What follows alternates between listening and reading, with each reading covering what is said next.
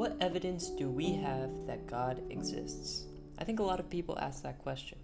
Let's talk about it. When you look around you, what do you see? The sky, trees, the ocean, animals, people. All of these things have one thing in common. They are all creation. Just like a building has a builder and a painting has a painter, creation must have a creator. Could all of these things that we see on this earth come from absolutely nothing? No, of course not. That's scientifically impossible.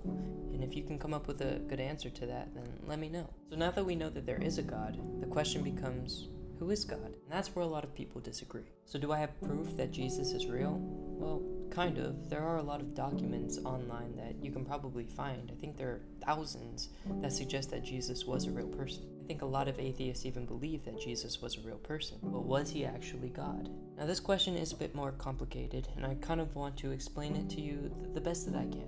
All 4 eyewitness testimony books in the Bible, Matthew, Mark, Luke, and John, pointed to Jesus coming to earth, living a perfect life, getting crucified on the cross, and raising from the dead, defeating death. All of them also talked about how Jesus claimed to be God. Now, he never blatantly just said, I am God, but he did say, I and the Father are one. And of course he said that he is the only way to heaven and no one can get to the Father except through him. When you go back into the Old Testament, which was written over 1,000 years before Jesus came to earth, you can see that there are a lot of prophecies that actually talked about him in his first coming. All these prophecies were fulfilled in the New Testament by Jesus. So we have proof that Jesus was a real person, and we also have proof that he lived out a life that was prophesied in the Old Testament. So if all these things match up, it's really just, do you believe what he said when he called himself God? Do you believe that he was actually resurrected from the dead?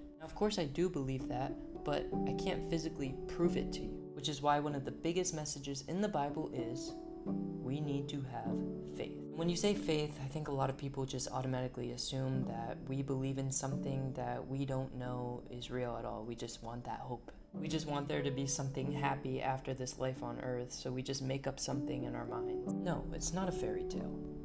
I know that Jesus is real. Do you want to know why? Because the Bible says, if you seek God with all of your heart, he will draw near to you.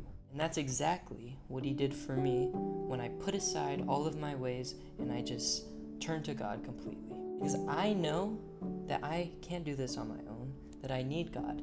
And because I gave him a chance, because I seeked him with all of my heart, he revealed himself to me.